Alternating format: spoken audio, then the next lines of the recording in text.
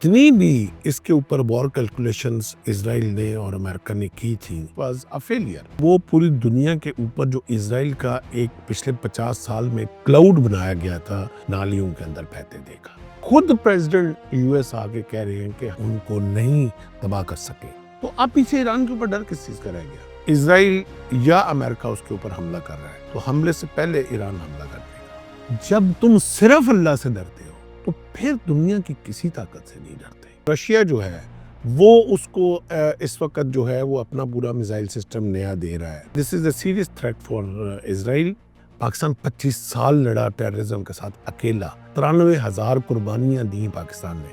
ये पाकिस्तान फना होने के लिए नहीं बना, पाकिस्तान बपा होने के लिए बना है। दुश्मन ने हमें कमजोर समझ के हमला कर दिया और जिस तरह पाकिस्तान उसका जवाब दिया वो लाजवाब था। अभी तो सिर्फ सऊदी अरब है, बात निकलेगी तो दूर तलक जाएगी। आगे आगे देखिए होता है क्या। बिस्मिल्लाहिर्रहमानिर्रहीम। अस्सलाम वालेकुम नाज़रीन। अनफोल्ड पाकिस्तान में आप सबको खुश आमदीद कहते हैं। क्या अमेरिका और इजराइल मिलकर ईरान पर हमला करने वाले हैं? क्या ईरान के अंदर रजीम चेंज होने वाला है? ईरान क्या एटमी हथियारों का टेस्ट करने वाला है? JF-17 थंडर की एक तारीखी डील सऊदी अरब के साथ हुई है, उसके पीछे क्या वजूहात हैं? पाकिस्तान और बांग्लादेश की वो कौन सी तस्वीर है जिसमें दिल्ली पर कयामत बर्पा कर दी है? इन तमाम पर सवालों के जवाब देने के लिए आज हमारे साथ दिपाई तजियाकार मेजर रिटायर्ड मीसम रजावान साहब मौजूद है। अस्सलाम वालेकुम सर। वालेकुम अस्सलाम। सर कैसे हैं आप? बहुत शुक्रिया जी, अल्हम्दुलिल्लाह। सर, ईरान इसराइल से आगाज करते हैं। पहले भी हमला किया गया, दोबारा हमला करने की बातें की जा रही है, अमेरिका को बीच में कहा जा रहा है हिट लिस्ट में ईरान है, तो क्या लगता है दोबारा से हमला कर पाएंगे ये? वन वर्ड नहीं, बिल्कुल नहीं हमला कर पाएंगे, क्योंकि बहुत सारे जो वॉर स्ट्रेटजीज होती हैं, इनके हमला करने से पहले भी बहुत सारी इसके ऊपर ट्यूटोरियल एंड प्रैक्टिकल डिस्कशंस होती हैं। पूरा वॉर प्लान्स होते हैं, वॉर गेम्स होती हैं, उस पे अंदर पूरा दुश्मन का रिएक्शन सारा एक्सपेक्ट किया जाता है और उस रिएक्शन को कैलकुलेट करने के बाद काउंटर रिएक्शंस सारा कैलकुलेट किया जाता है। दुश्मन की मैक्सिमम कैपेसिटी रिएक्शन देने की सारी कैलकुलेट की जाती है, इसके बाद हमला किया जाता है। जो पिछली जितनी भी इसके ऊपर वॉर कैलकुलेशंस इजराइल ने और अमेरिका ने की थी, वो सब की सब उनकी दरी की दरी रह गई थी। और जो रिएक्शन आया था ईरान की तरफ से, it was absolutely surprise for Israel and America and for rest of the world. और वो रिएक्शन जो था उसने न सिर्फ इनके जो डिफेंस हैं, डिफेंस सिस्टम जो था उसको सिर्फ बीट किया, बल्कि एक जो ओवरऑल पूरे का पूरा एक क्लाउड लोगों की परसेप्शन के ऊपर बना दिया गया था कि इजराइल का जो डिफेंस सिस्टम है, जो स्पेशली जो एयर डिफेंस सिस्टम है, आयरन डोम है, एंटी मिसाइल सिस्टम जो है उनका, वो तो दुनिया का लाजवाल है।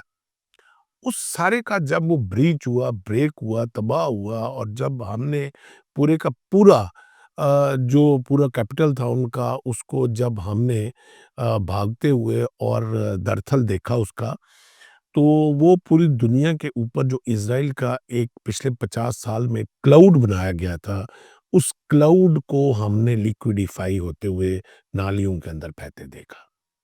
अब जब ये आपका पूरा इम्प्रेशन, पूरी परसेप्शन जंग में जो जारी होती है, तो इस वॉरफेयर में जो 2025-2026 की हम बात कर रहे हैं, ये perception is bigger than the reality. अब इसमें कोई शक नहीं कि Israel was much stronger and much better military equipped as far as the Iran was concerned, but since perception is bigger than the reality, तो परसेप्शन जब break हुआ Israel का, तो ये बहुत बड़ा डैमेज था जो इज़राइल को पहुंचा। और दूसरा, जब इवन के स्टेल्स आए हैं उनके न्यूक्लियर प्रोग्राम को तबाह करने, तो ये खुद प्रेसिडेंट यूएस आके कह रहे हैं कि हम अपने मतलूबा अहदाफ जो हैं उनको नहीं तबाह कर सके। तो kind of, not even kind of, this was a failure.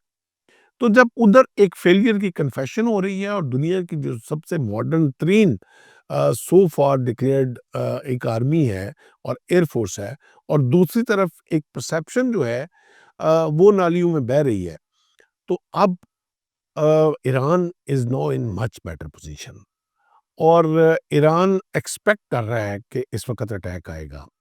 اس کے بعد رشیا جو ہے وہ اس کو اس وقت جو ہے وہ اپنا پورا میزائل سسٹم نیا دے رہا ہے. رشیا ان کو سکندر دے رہا ہے. سر کچھ وہ کارگو پلیئرز بھی آئے تھے، ہم نے سنا تھا ایران. جی بالکل بالکل، وہ ابھی جو ہے ان کا کافی سرپرائزنگ جو ایئر ڈیفنس سسٹم ہے ایران کا، پچھلی دفعہ جتنا بھی ہوا ہے وہ اسرائیل کو جو ہے وہ جو ان کے ایروپلینز تھے، جو ان کے فائٹر جیٹس تھے، ان کو کوئی آگے سے اپوزیشن نہیں ملی تھی. مگر اس دفعہ ایران از پریپیئرڈ فار دیٹ، اور اس میں رشیا نے کافی بڑا ان کے لیے جو اسپیشلی جدید میزائل سسٹم جو سکندر دیا ہے. دس از اے سیریس تھریٹ فار اسرائیل. ایک اور بات میں اگر ابھی کیلکولیٹ کروں تو ایز اے ڈیفense اینالسٹ، اگر ایران کو اس وقت شور ہو گیا کہ اسرائیل یا امریکہ اس کے اوپر حملہ کر رہا ہے، تو حملے سے پہلے ایران حملہ کر دے گا. بڑی اسٹیٹمنٹ دے رہے ہیں ذرا. یہ میری وار اسٹریٹجی انالیسس کے مطابق میں دے رہا ہوں. وہ ویٹ نہیں کرے گا حملے کا. اگر ان کو شور ہو گیا کہ اسرائیل حملہ کرنے آ رہا ہے، تو اس سے پہلے کہ کیونکہ ایران نے 2-3 جگہوں پہ اس چیز کا برملا اظہار کر دیا ہے کہ اب ہماری جو وار اسٹریٹجی ہوگی وہ ری ایکٹیو نہیں ہوگی، وہ پرو ایکٹیو ہوگی. تو جو ری ایکٹیو اور پرو ایکٹیو میں فرق ہے وہ یہی ہے کہ پہلے حملے کا ویٹ کیا جاتا ہے اور پھر اس کا رسپانس دیا جاتا ہے. اور اب جب ان کو شور ہو جائے کہ حملہ آ رہا ہے تو وہ حملے کا ویٹ نہیں کریں گے، وہ اس سے پہلے حملہ کر دیں گے. سر جو نیوکلیئر آپ نے اس کی بات کی کہ وہ اثاثے توانتر محفوظ رہتے ہو، کہ ٹرمپ نے بھی اس بات کی تصدیق کی تھی، تو سر اب کوئی نیوکلیئر ٹیسٹ کا، کوئی کولڈ ٹیسٹ کا سرپرائز بھی دیا جا سکتا ہے ایسا کچھ؟ دیکھیں وہ کہتے ہیں نا کہ بلی کو کبھی بھی جو ہے وہ کارنر نہیں کرے جانا چاہیے، اور دشمنی میں بھی ہمیشہ جو ہے وہ بریدنگ سپیس رکھی جاتی ہے. یہ ڈپلومیسی کی ایک سب سے پہلا سبق ہے، اور میں حیران ہوں کہ یہ اتنی بڑی طاقتیں جو ہیں اور اتنی بڑے وار اسٹریٹجسٹ جو ہیں وہ بیسک چیزیں کیوں بھول جاتے ہیں کہ جو لا آف نیچر ہے. آپ نے ایران کو پچھلے 40-50 سال سے انگیج کر کے رکھا ہوا تھا، پابندیاں بھی کی ہوئی تھیں، اس کو انسرکل بھی کیا ہوا تھا، ڈرایا بھی ہوا تھا کہ تو نے یورینیم انرچ نہیں کرنا ورنہ ہم تجھے ماریں گے. اچھا وہ ڈرا بھی ہوا تھا، وہ ان کے ساتھ تعاون بھی کرتا تھا، وہ مل بیٹھ جاتے تھے اور اکٹھے بھی چل پڑتے تھے، کچھ کبھی ہاٹ ٹاکس بھی ہو جاتی تھیں، مگر وہ تعاون کر رہا تھا، ان کے ساتھ چل رہا تھا. ڈر کیا تھا کہ یہ کہتے تھے ہم تمہیں ماریں گے. اچھا اب مار دیا اور مرا بھی نہ وہ، اب اس نے ان کا میکس دیکھ لیا، تو اب پیچھے ایران کے اوپر ڈر کس چیز کا رہ گیا؟ جو کرنا تھا اس نے میکس ان کی کیپیسٹی دیکھ لی ہے، اور اس میکس کیپیسٹی سے بھی اگر ان کا کچھ نہیں بگڑا، تھوڑا سا بقول یو ایس کے اور بقول ایران کے کہ انفراسٹرکچرل ڈیمیج ہوا ہے کچھ تھوڑا سا، تو آئی تھنک کہ وہ اگر اس وقت جب وہ سمجھ رہا ہے کہ بلی جو ہے وہ کارنر ہو گئی ہے، تو اب بلی پنجہ مارنے کے لیے کچھ بھی کرے گی. سر ایک اور سوال، یہ ایران کے سپریم لیڈر آیت اللہ علی خامنہ، ان سے اتنا خوف کیوں ہے؟ بڑا رجیم چینج کی بھی باتیں ہو رہی ہیں، پھر 30 سے زائد شہروں میں احتجاج بھی کروائے جاتے، تو یہ کیا ڈر ہے اسے ایک پرسنالٹی، ایک لیڈر کی وجہ سے؟ لیکن جی میں چونکہ رہبر کو میں نے بڑا کلوزلی پڑھا بھی ہے، ان کو آبزرو بھی کیا ہے، پلس ان کی پوری لائف دنیا کے سامنے ہے، اور اس وقت جو سٹینڈ لیا ہے انہوں نے پوری دنیا کے سامنے، وہ ایک بڑا آئیکن ہے کہ جو لوگ کتنی بڑی طاقت کے آگے یا طاقتوں کے آگے جو سیسا پلائی دیوار بن جاتے ہیں.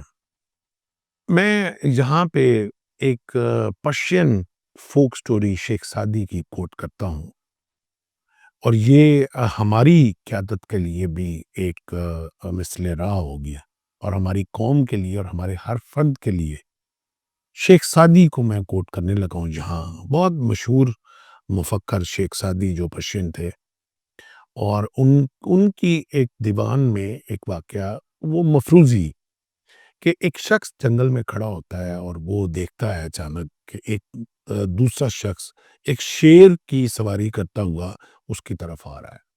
تو شیخ سعدی کہتے ہیں کہ وہ پہلے شخص کو وہ خود ازیوم کرتے ہیں کہ میں کھڑا تھا جنگل میں اور میں نے دیکھا کہ ایک شخص شیر کی سواری کرتا ہوا آ رہا ہے.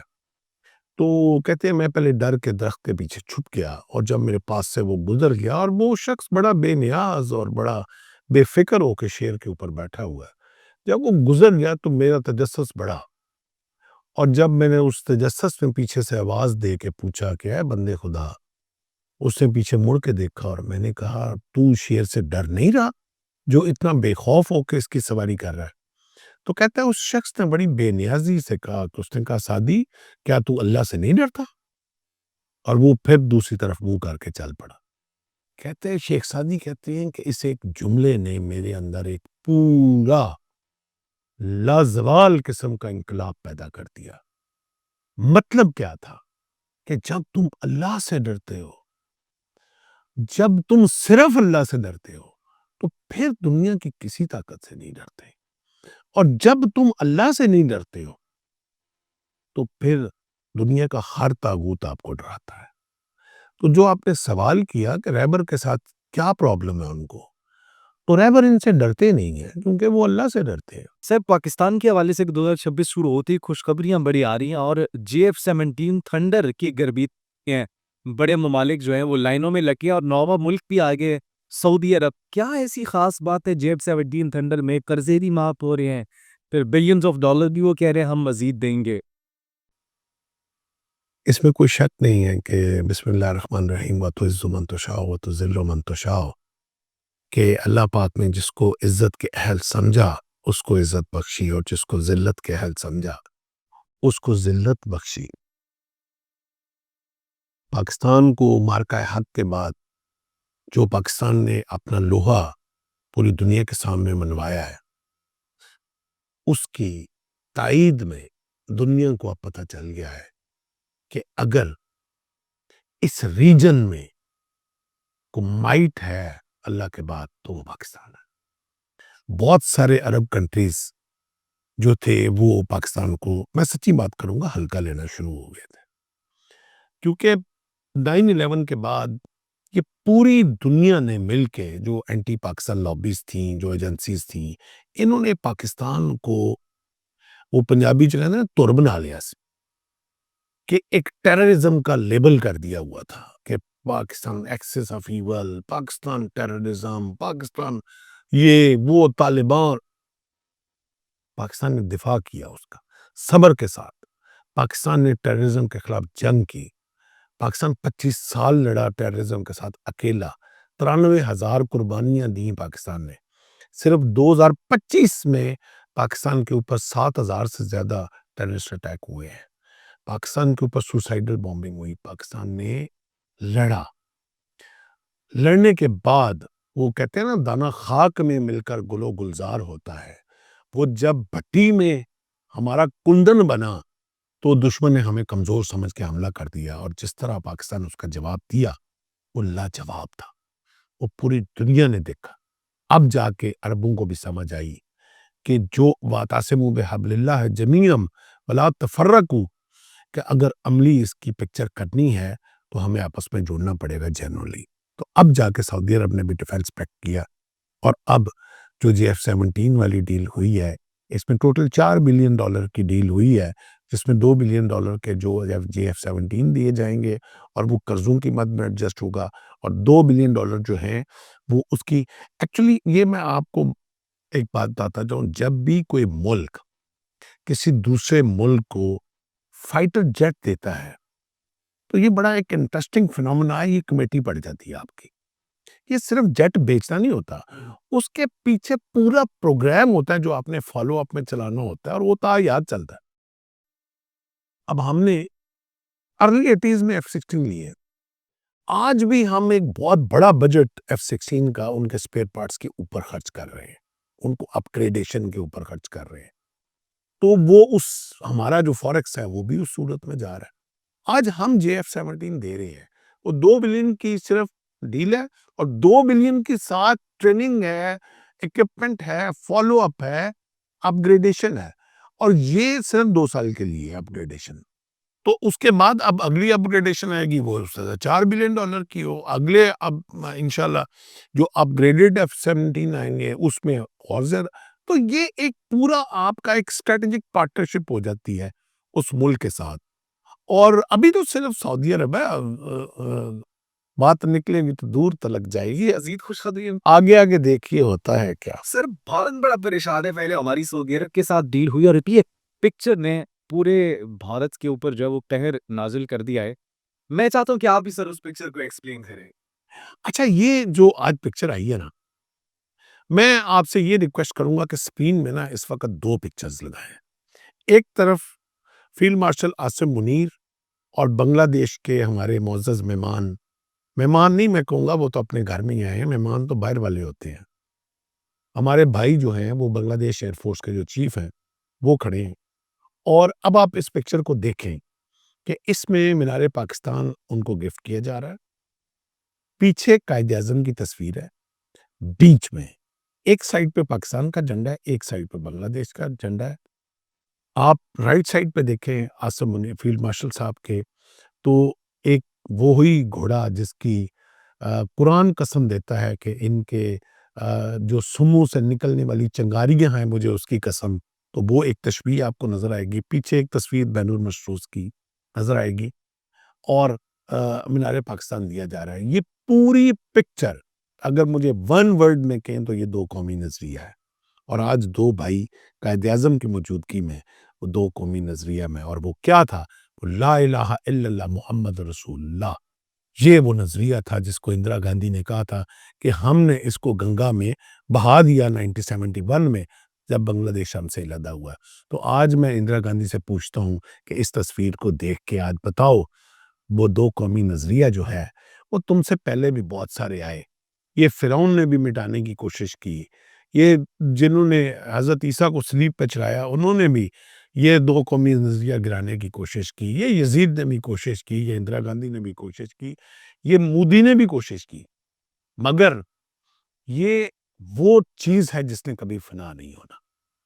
یہ پاکستان فنا ہونے کے لیے نہیں بنا, پاکستان بپا ہونے کے لیے بنا ہے, اور یہ انشاءاللہ پوری دنیا کے اوپر بپا ہو کے رہے گا. اس کا کمپیریزن میں دوسری تصویر جو آپ دکھانا چاہوں گا کہ ایک طرف 2 اور بھائی مل رہے ہیں آپس میں, اور وہ ہے جو فارن منسٹر افغانستان جو ہے وہ گئے انڈیا میں, اور بامیان کے جو بت تھے ان کے آگے جے شنکر کے ساتھ کھڑے ہو کے انہوں نے اب وہ بھی اچھا, یہ تصویریں جو ہوتی ہیں نا یہ بے معنی نہیں ہوتی, یہ اتفاقیہ نہیں جس طرح میں اور آپ کھڑے ہو کے تو اب یار یہ تصویر لینا, یہ اس طرح نہیں ہوتی. یہ آرٹیکولیٹ پکچر ہوتی ہیں. ان پکچر سے آپ کے میسیجز جانے ہوتے ہیں پوری دنیا کے.